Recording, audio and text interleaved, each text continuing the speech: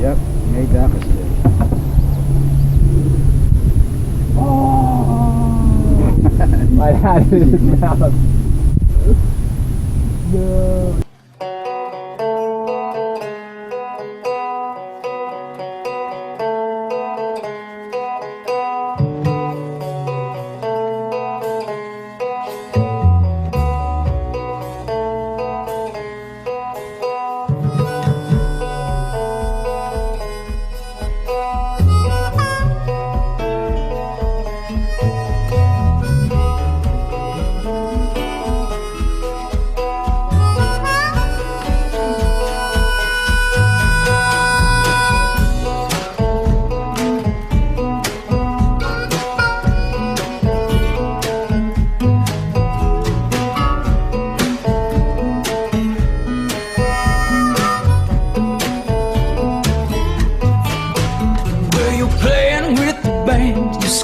Chasing man, it shows how to perform. Well, your style's been changed because we're so vain, but you'll take a sunset for stone. Look out, honey, you're bad, bad, bad. Here you come, said you're bad, bad, bad.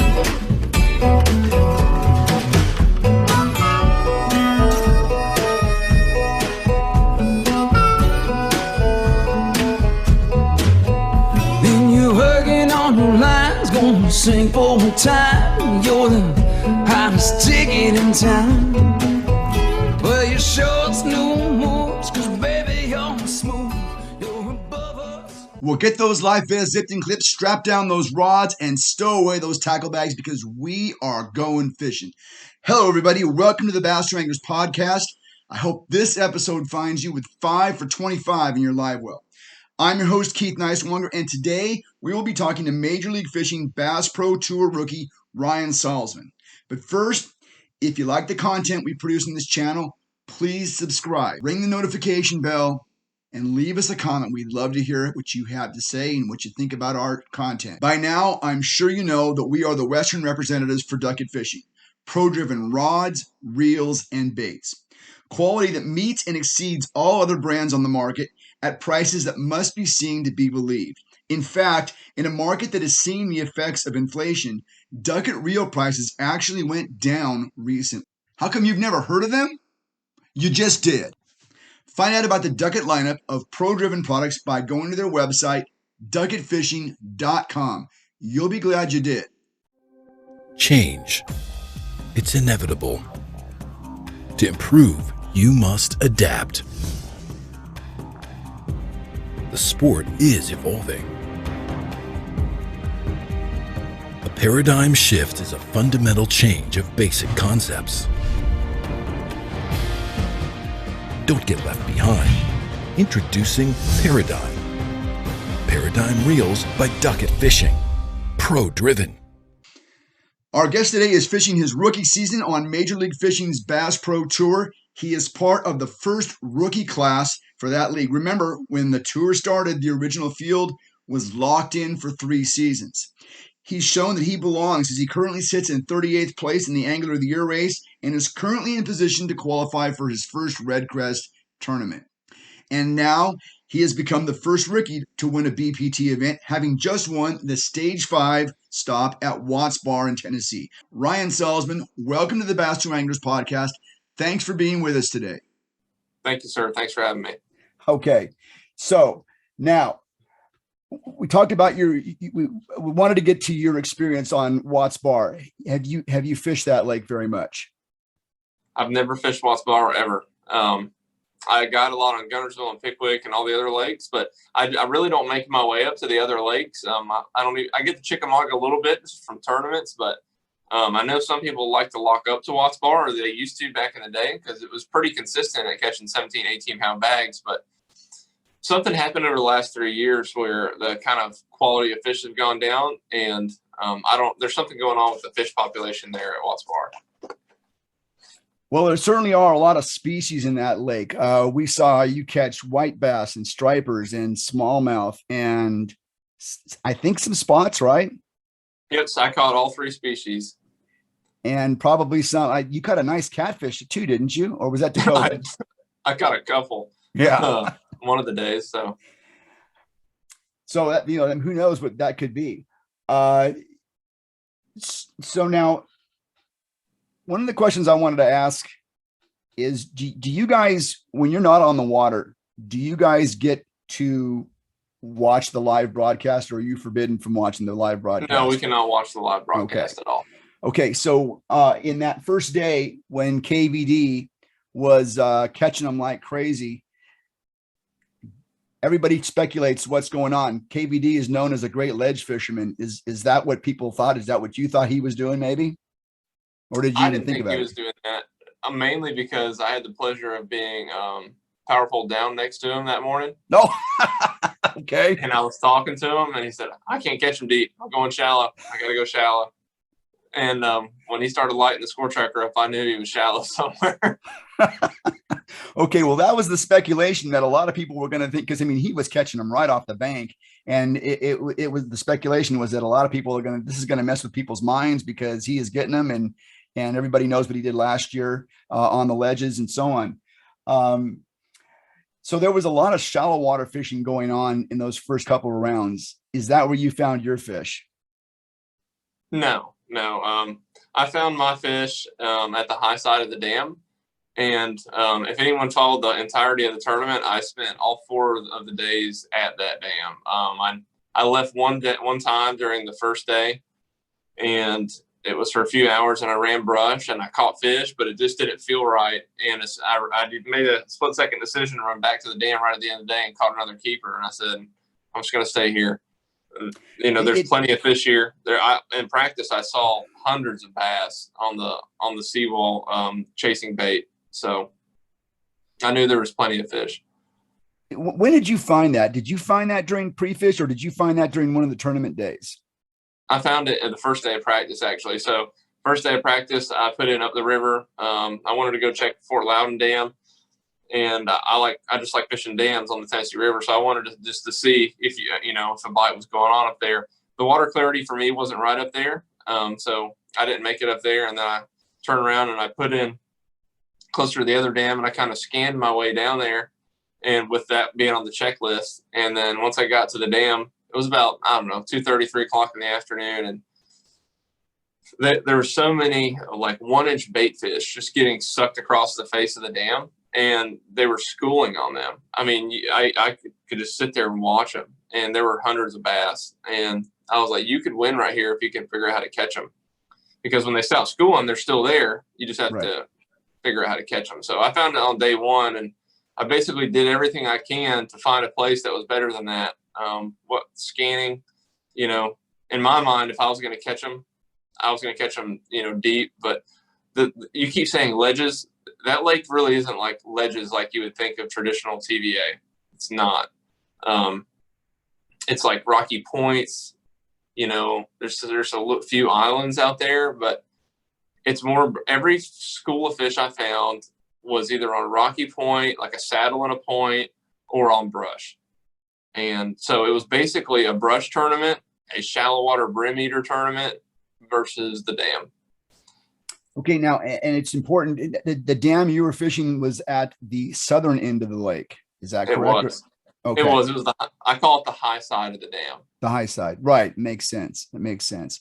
I think it was in the knockout round, because I paid attention to it as much as I could this week. And it seemed like the third period of the knockout round, you got on them and made a really good run. And I thought to myself, wow, that if these things hold up, this is something that could win the tournament.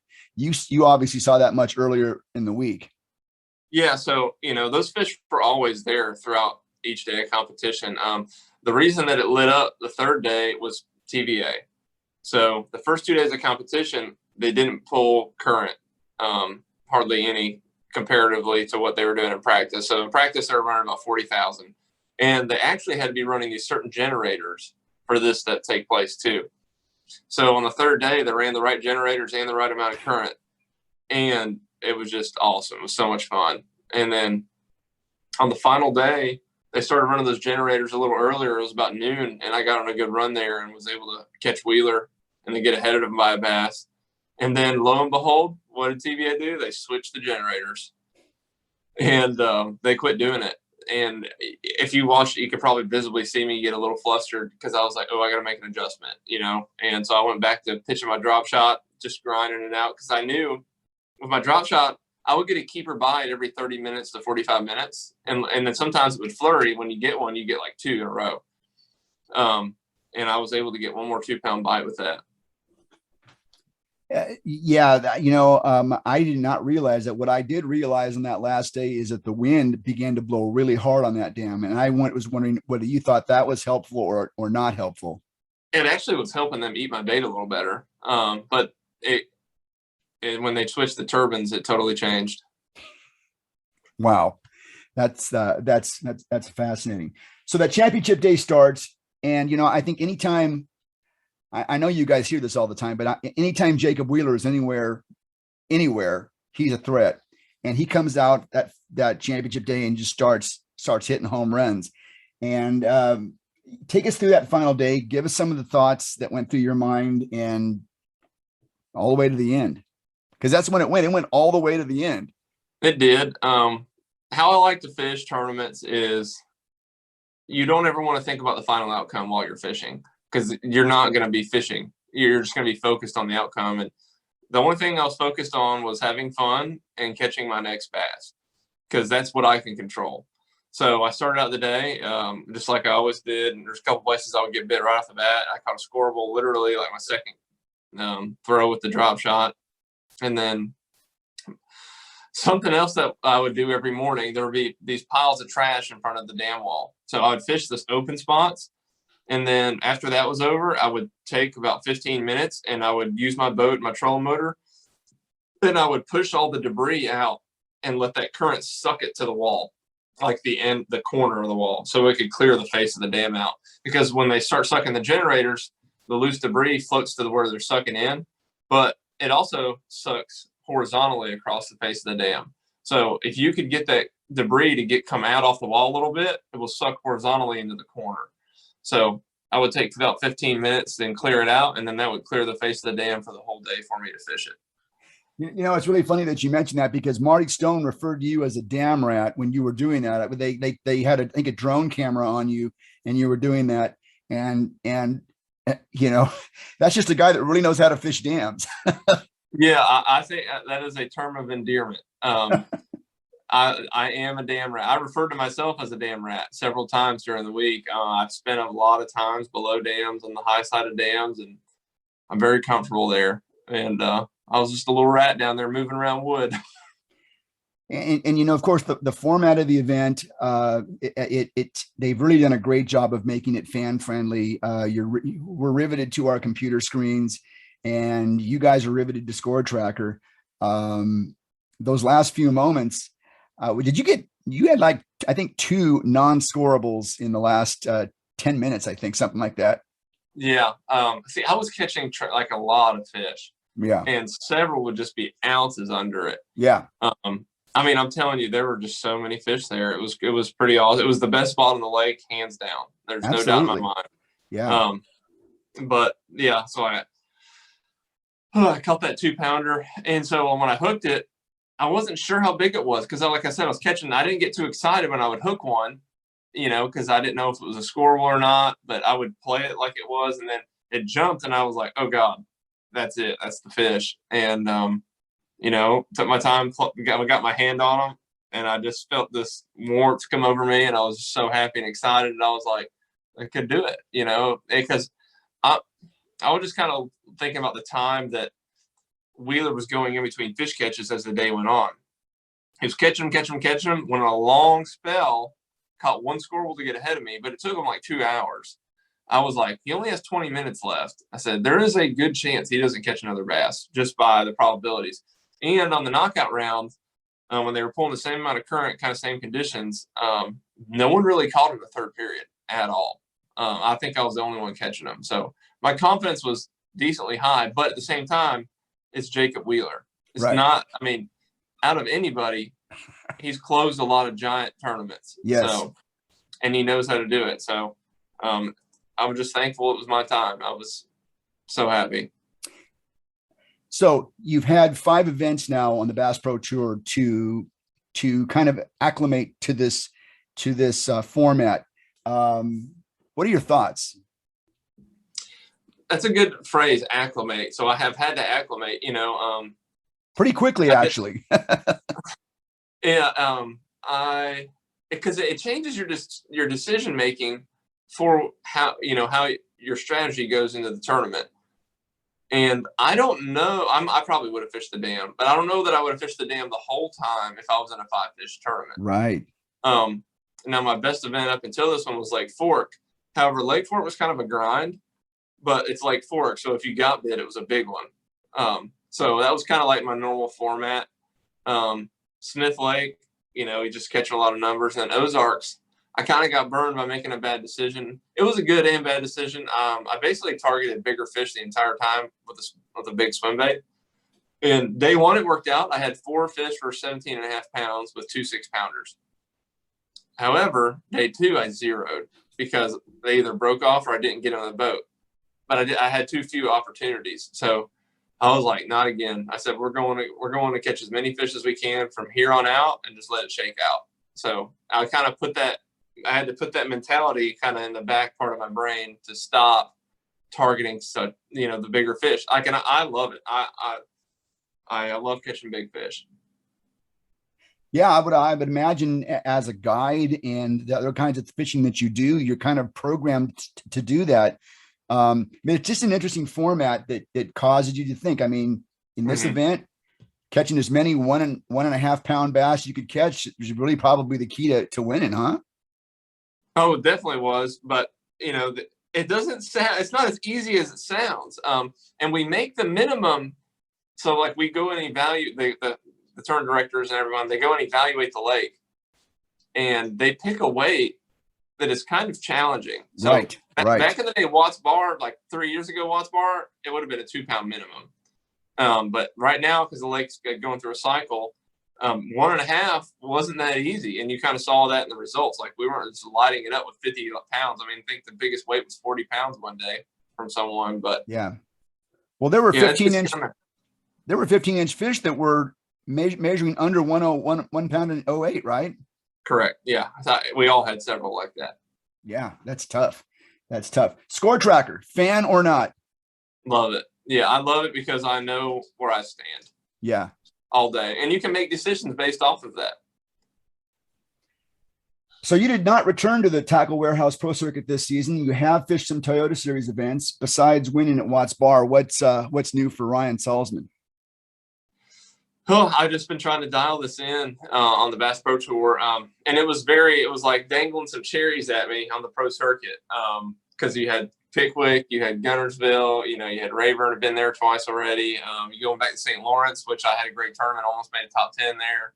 It was a phenomenal schedule. And I had to just make the decision that was best for me, to stick with the Bass Pro Tour. Financially and time-wise, I didn't want to string myself out the first year. And, I wanted to just focus on this. And because there's so many opportunities in the Bass Pro Tour, not a lot of people know about, we got the Red Crest and Heavy Hitters, which is extra 2 events. So just with those 2, it's 9.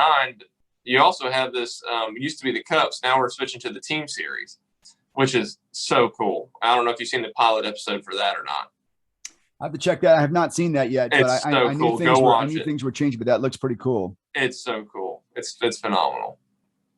Good stuff. Your business is your business is Alabama Bass Guide. It's a job that keeps you on the water. How many days a year do you guide? Before I fished professionally, it was about 150 to 175. Now I probably do any given year. I would still say close to 80 to 100. You know what I want to know is because somewhere in the middle of all that hectic final day, you said, I got a guide trip tomorrow on Pickwick. I did. It went great. Yeah, it went great. It was a pre-tournament trip. Showed up. went out there. I'm not going to tell what I was doing because it was, pre-tournament trip. You pay to know, right? But we caught them good, got them on it's a bigger fish techniques. And we caught them pretty good. And it wasn't ledge fishing, ironically. I just thought that was pretty good. It was kind of like, oh my gosh, that's why I got to go to work tomorrow. That's kind of how I felt. I was like, well, I don't plan, you don't just plan on going and winning an event, Right. You want to win all of them, obviously, but man, I said, if I win, I'll deal with that as it comes. So, they were very gracious and let me start a little later than normal. Last time we spoke, you were working on a swim bait company, True Bass Swim Baits. Give us an update on that. So when we spoke, the company had already been started for like 4 years, and I had a business partner. So it's going phenomenal. Have a couple products here. We got some new colors. This is a great Florida color. It's a black and blue.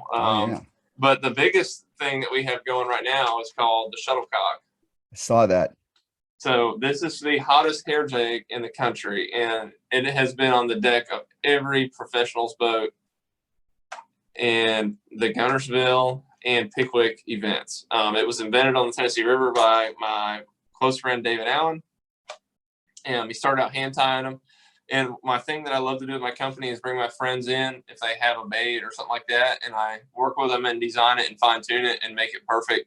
And we make it in bulk and bring them on as a part of the team. So the shuttlecock is done phenomenal, designed by David Allen. And we just got, this is the 5/8. We've had this for a year.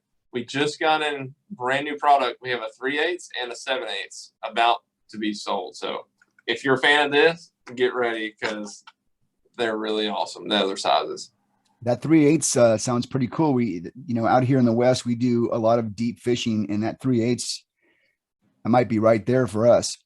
Yeah. So I was on the website and I was looking to see if there was a Ryan Salzman Hawaiian print cap anywhere out there, and there isn't. What's the story with the print, the Hawaiian print on your tournament jersey and on your cap? That's kind of been your brand, right? Yeah, it's turned into my brand. So I don't know if you can read it here. This is Shaka Kai. It says it right here. It's SHAKAKAI. So Shaka Kai makes this hat. The full story of this is I used to film with Mikey Balls quite a bit, and now our schedules are kind of don't line up, but I think I'll probably film with him this summer at some point. He used to wear a flower hat all the time, and he still wears it at times. And I got a flower hat to mess with him and to just kind of like show up and wear it. And we're like, just kind of being goofy. And I love the hat, and I got so many compliments on it. And we did the video, and I did some social media stuff, tagged them in it. They loved it, sent me some gift cards. I said, well, if you like that, here's what I can do for you. And I sent them a proposal. So I sent them a sponsorship proposal, and then they loved it, and we've been working together ever since. Very cool. Now, where are they from? They're based out of Florida. But it's a Hawaiian brand. Yeah. Hawaiian lifestyle brand where they primarily were in beaches and saltwater fishing. They do a lot of stuff like that. And they're really happy to be getting in the freshwater fishing side. And so the print on the jersey is part of that then? Yes. Yep. That's a Shaka Kai. Yep. Very cool. Yep. So I designed that. That's a custom jersey I did with Wildwear. Wildwear Jerseys, phenomenal jersey company, and they were able to custom do a jersey for me. Nice. Yep. Nice. Well, what's next for Ryan Salzman? What's going on next? I'm going to pre-practice Cayuga here in a few weeks, and then now I wasn't planning on going to Mille Lacs, but Mille Lacs is a great fishery, and now that I have a little extra money, I'm going to go pre-practice Mille Lacs and finish the season out strong. The whole goal is, to make Red Crest and the big bass tournament, so heavy hitters. And I think just going and scouting those lakes because I've never been there. Yeah, definitely gives you an advantage because it's very overwhelming to compete at this level if you don't even know the arena you're going into. Absolutely. So, up until Watts, I was comfortable at Watts Bar just because my experience on Tennessee River, I knew I could break it down fast. But Cayuga, never been there, don't know what to expect. And Mille Lacs is huge, and I know I got to go put some time scanning for some offshore structure up there. Well, very good. Ryan, I appreciate you being with us, especially right after the big win. Best of luck to you, and we'll be watching the rest of the season. Man, thanks so much. Thanks for having me, guys. All right. Thank you very much. Ryan Salzman certainly is making a splash this year on the Bass Pro Tour. Having competed for the last 3 years on Tackle Warehouse Pro Circuit, he earned his spot on the Bass Pro Tour, and he is taking advantage of it. First rookie to win one of those events. If you haven't had a chance to look at any of the footage from that tournament, make sure you find it on YouTube. It's a great day.